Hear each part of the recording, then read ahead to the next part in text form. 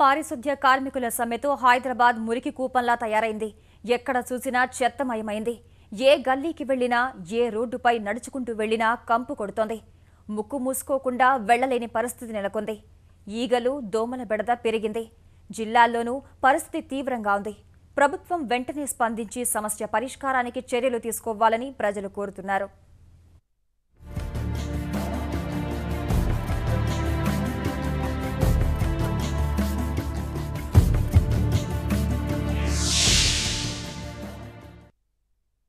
పారిశుద్ధ్య కార్మికుల సమ్మె వల్ల హైదరాబాద్లో పారిశుద్ధ్యం పడకేసింది. అన్ని కాలనీలు, బస్తీలు, పాఠశాల ఆవరణలు, మార్కెట్లు, రహదారులు సహా బహిరంగ ప్రదేశాల్లో ఎక్కడ చూసినా చెత్తే దర్శనమిస్తోంది. రోడ్ల పక్కన ఏర్పాటు చేసిన చెత్త కుండీలు నిండిపోయి రోడ్లపైకి వచ్చేసింది. వ్యర్థాలన్నీ కుళ్లిపోయి ముక్కుపుటలను అదరగొడుతున్నాయి. అటువైపు నుంచి వెళ్లేందుకు జనం జంకుతున్నారు. హైదరాబాద్ పార్సిగుట్టలో పరిస్థితి దయనీయంగా ఉంది. రామ్నగర్ నుంచి పార్సిగుట్టకు వెళ్లే ప్రధాన రహదారి చెత్తతో నిండిపోయింది. వ్యర్థాలన్నీ కుళ్లి కంపు కొడుతున్నాయి. ఆ మార్గంలో వెళ్లడానికి వాహనదారులు, పాదచారులు జంకుతున్నారు. మరో దారి లేక ముక్కు మూసుకొని, ఊపిరి బిగపట్టుకొని వెళుతున్నారు. అంబర్పేట, రామ్నగర్, ముషీరాబాద్ తదితర ప్రాంతాల్లో పరిస్థితి మరింత దారుణంగా ఉంది. మామూలు రోజుల్లోనే అపరిశుభ్రంగా ఉండే ఈ బస్తీల్లో ఇప్పుడు సమస్య మరింత జటిలంగా తయారైంది. ఈగలు, దోమల బెడద పెరిగిందని స్థానికులు వాపోతున్నారు.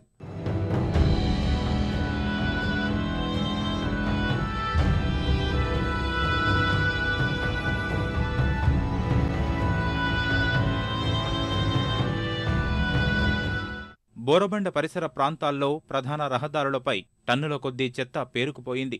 చెత్త కుప్పలు గుట్టలను తలపిస్తున్నాయి. బోరబండ నుంచి హైటెక్ సిటీ, మాదాపూర్ సహా ఇతర కాలనీలకు వెళ్లే ప్రధాన రహదారి పొడవునా చెత్త సగం రోడ్డును ఆక్రమించింది. వాహనాల రాకపోకలకు ఇబ్బంది కలగడమే కాకుండా చెత్త కంపును భరించలేకపోతున్నారు. బోరబండ బస్టాండ్ సమీపంలో ఉండే దుకాణదారులు చెత్త కంపు వల్ల వ్యాపారం సాగటం లేదని వాపోతున్నారు. పరిష్కారానికి అనుకోవాలి. శాశ్వత పరిష్కారం లేకుండా స్వచ్ఛ హైదరాబాద్ అని చెప్పి ప్రజలలో కూడా చైతన్యం రావాలి. ప్రజలు కూడా చైతన్యవంతులు అయితేనే ఈ సమస్యకు మనం అందరం పరిష్కారం చేయగలుగుతాం.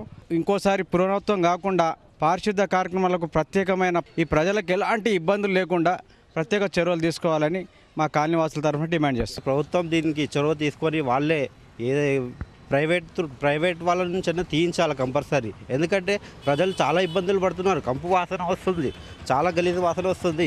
దానివల్ల దోమలు, ఈగలు, చాలామందికి వ్యాధులు వస్తున్నాయి.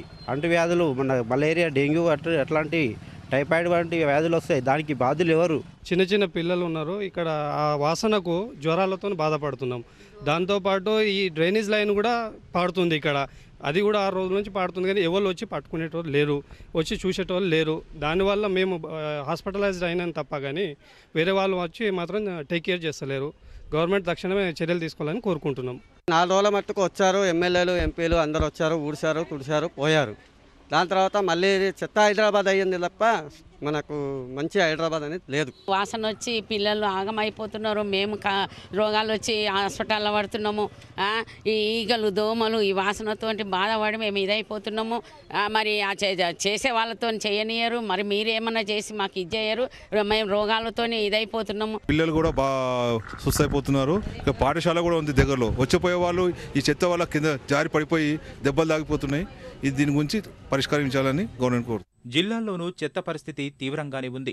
నల్గొండ జిల్లా సూర్యాపేటలో పురపాలక సంఘం అధికారులు ప్రైవేటు సిబ్బందితో పారిశుద్ధ్య పనులు చేయిస్తుంటే ఒప్పంద కార్మికులు అడ్డుకున్నారు. మిర్యాలగూడలోనూ కాలనీలు, ప్రధాన రహదారులు చెత్త కుప్పలతో దర్శనమిస్తున్నాయి. నిజామాబాద్ నగరంలో ఏ వీధి చూసినా చెత్త కుప్పలు కుప్పలుగా కనిపిస్తోంది.